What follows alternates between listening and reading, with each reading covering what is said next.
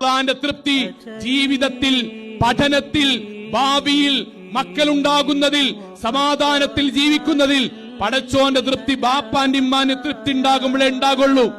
Auditorium book ചെയ്തിട്ടേ 5-8 ആൾക്കാരും കൂട്ടിയിട്ട് അങ്ങോട്ടും ഇങ്ങോട്ടും മാല കൊടുത്ത് എവിടെങ്കിലും ഒരു ബുക്ക് എഴുതിയിട്ട് തിരിച്ചു പോയാൽ ജീവിതത്തിൽ സമാധാനം ഉണ്ടാകുന്ന സിനിമ പറയും.